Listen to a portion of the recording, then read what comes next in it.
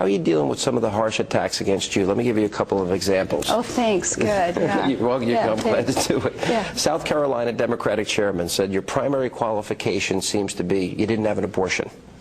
Politico reported, the National Organization for Women's spokesman, she's more a conservative man than she is a woman on women's issues. Gloria Steinem, Sarah Palin shares nothing but a chromosome with Hillary Clinton.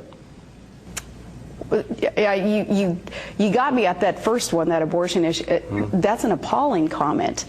You know, though, the shots that I'm taking, I know what the truth is, and I know what my convictions are and my foundation is, so I'm fine there. I'm fine there. But the shots that perhaps our campaign has taken, it's nothing compared to the shots that some people across America are taking today, the things that really matter. Somebody worried about losing their house because of Wall Street collapses, somebody worried about losing their job or being able to pay for their child's health care coverage, or a parent perhaps having lost a son or daughter in battle. Those are the shots that matter. I'm going to keep it all in perspective.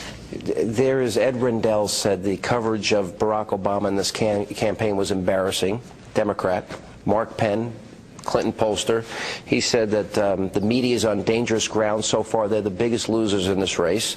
Scott Rasmussen had a poll. 69% of people are convinced that reporters are trying to help the candidate they want win, and 5-1, that's Senator Obama.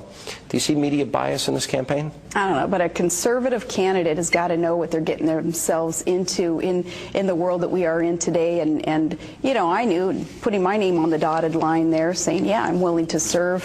I knew what I was getting into, and you can't whine about it. That doesn't do any good, and you gotta grow thick skin. I was telling a couple of our campaign people the other day, I said, you see this? You think this is just baby fat, right? From having Trig 4 months ago. No, it's some thick skin in there also. Let me ask you this, because there have been a number of controversies. I'll let you give a quick reaction to them, that have, as the 30 mini army of reporters and op research people of the Obama campaign. Did you ban books in the Alaska Library? Did you try to ban books in the Alaska Library? No, but I got a kick out of that one also. Yeah, no banned books, no desire to ban a book.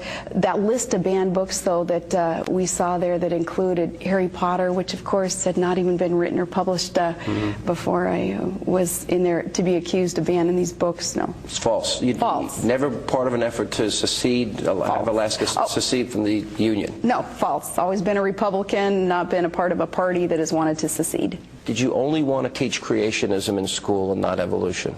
No. In fact, growing up in a school teacher's house with a science teacher as a dad, no, I have great respect for science being taught in our science classes and evolution to be taught in our science classes. You weren't supporting Pat Buchanan for president. You did have a button on.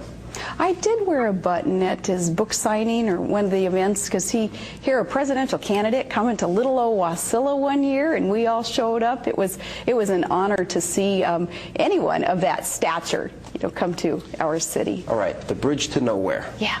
Did you originally support it, and did you change your view on it? Because the Democrats are saying, no, she originally supported it, and she said she opposed it. Yeah. Well, I killed the bridge to nowhere, and you know, I think I ruffled some feathers there also with our congressman who had been requesting that bridge for so many years. What we needed to do up there in Alaska was find some good transportation between the two land bodies there, and we did. We found that with an improved ferry system between Ketchikan and its airport. But the bridge to nowhere is, as I've been saying in my speeches, if it's something that Alaskans really want and support, which at this time they're not willing to support to such an extent that we'll pay for it ourselves, we'd better kill the bridge, because we know the rest of the nation's not going to pay for it. The biggest story, the biggest controversy now that has emerged with the 30 investigators, you know, in Wasilla and the rest of Alaska, seems to deal with the firing of your ex-brother-in-law. Big issue in Alaska. Even news this morning that the Attorney General said no, these subpoenas are not going to happen, et cetera, et cetera. What is your version of the story? My ex-brother-in-law is an Alaskan state trooper, and he's never been fired. He's still an Alaskan state trooper. We have two different issues going on here. Two different issues. One is a cabinet member, my commissioner of the Department of Public Safety, who had some strengths in some areas, insubordinate in some other areas, as we tried to rein in budgets and tried to find efficiencies in departments, and he wasn't willing to go there with his department.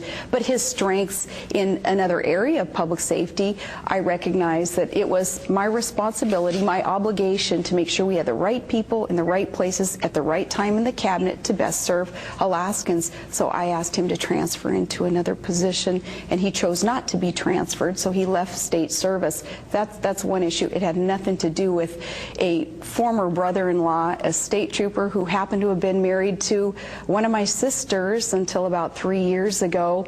I asked the personnel board, even in the state of Alaska, if they had questions about why it was that I exercised my responsibility in replacing our commissioner. I asked the personnel board, that appropriate board to oversee such actions, to come investigate, and that's where it is now. Hopefully it's the personnel board looking into this, and it's not this obsessive partisanship that seems to have kind of captured the issue. Well, right. One of the person was one of the local officials up there, state officials, was talking about this being a big October surprise.